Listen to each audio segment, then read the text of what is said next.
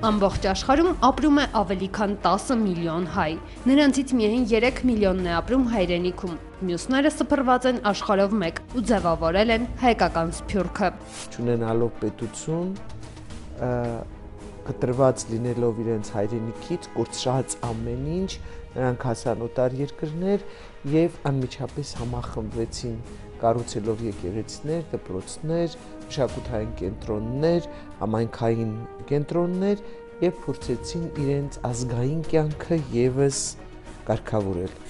Հայոց անկախ պետականության կորստից եւ մեր հայրենի տարածքներում օտար տիրապետությունների հաստատումից հետո ձևավորվեց հայոց սփյուռքի առաջին շերտը։ Օտար երկրներում հայերը հաստատվում ու շատ արագ բարգավաճում էին։ Վառ օրինակներից է միջին դարերում ձևավորված Հնդկաստանի հայկական համայնքը։ Բարձրագույն կրթություն ստացած եւ ֆինանսապես կայացած հայերը կազմում էին տեղի հասարակության սերուցքը։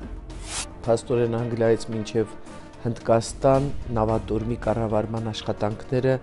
վստահել են հայկական համայնքին, հայերին ավելի ճիշտ։ Կամ կա Եկատերինա II թագուհու, ինչպես նաև Պյոտր առաջինի հրովարտակները, որով նրանք առևտրական գործերը վստահել հայերին։ Գիտեք, նոր ջուղայում ժամանակին ստեղծվել է նույնիսկ բանկիրների կրթության դպրոց։ Եվ այս բոլորը, ինչպես առևտուր անել, ինչպես վաշխառուներ դառնալ, եւ կարողացել է այսպիսի հայկական սփյուռք ձևավորվել մինչև ցեղասպանություն։ 1915 թվականի ջարդերը նախաձեռնելիս Օսմանյան կայսրության ղեկավարությունը գիտակցում էր հայերի գլխավոր վտանգն իր համար։ Հենց այդ պատճառով էլ առաջին հարվածը ուղղված էր մտավորականներին եւ հոգեվորականներին։ Իսկ հայերը փրկության ճանապարհին ոչ թե ոսկի էին տանում, այլ ձեռագիր մատյաններն ու Աստվածաշունչը։ Առավել գհիշվի, որ այդ օրերում Գոմիդաս վարդապետը բادرակ կմատուցան է։ Բայց քանի մոր վերջ, ասպես այդ վիճակը երկար չի դեվեր, քանի շաբաթ վերջ չարտերը կսկսին եւ խումբ առ խումբ գեհերացնեն քաղաքեն, քանի կիլոմետր անտին, քանի ժամանտին բոլորնալ կսպանեն։ Արաբական երկրները առաջինն իրենց հյուրընկալ դռները բացեցին հայերի առջև։ Մահմեդական միջավայրում մեր ժողովուրդը ոչ մի րոպե չմոռացավ հայոց գիրն ու հավատը։ Խորհրդային տարիներին, երբ Հայաստանում պաշտոնապես աթեիզմ էր քարոզվում, սփյուռքի հայերը պահպանում էին քրիստոնեական բոլոր ավանդույթները։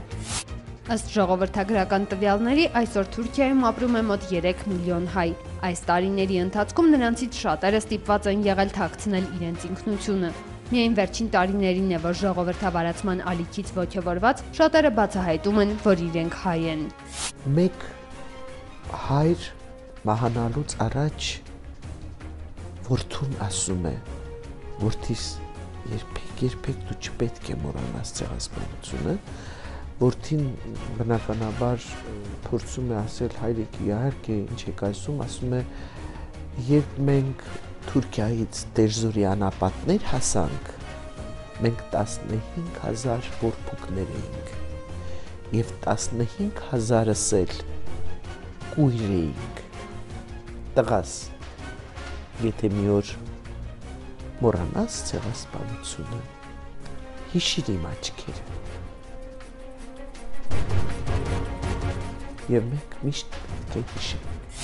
Սփյուռքի ձևավորման երրորդ ալիքը սկսվեց 80-ականների վերջին, քանդվում էր Խորհրդային Միությունը։ Շուրջ 1 միլիոն հայ երկրաշարժի հետևանքով մնացել էր անօթևան։ Արցախյան պատերազմը ամենաթեժ փուլում էր։ Այդ տարիներին շատերը հաստատվեցին դեռևս ձևավորված հայկական համայնքներ չունեցող աֆրիկյան երկրներում։ Այսօր Հարավ-Աֆրիկյան Հանրապետությունում, Թունիսում, Մարոկոյում, Դե Եգիպտոսում էր ավանդական հզոր կառույցներից մեկ Եթովպիայում մենք ունեցել ենք շատ մեծ հայկական համայնք, բայց գնալով նա փոքրացել է, Զամբիայում, մի խոսքով արդեն այնտեղ, որտեղ 20 եւ ավելի հայեր են հայտնվում, նրանք համախմբվում են, ստեղծում են համայնքներ եւ կապի մեջ են մտնում մեր նախարարության հետ։ Հայաստանը եւ Սփյուռքը հզոր են մեկը մյուսով։ Հայաստանի առջև կանգնած մարտահրավերները Սփյուռքինն են, իսկ Սփյուռքի հիմնախնդիրները Հայաստանինը։ Հայ ժողովրդի հզորությունը բոլոր հայերի հավաքական միասնական ուժի մեջ է։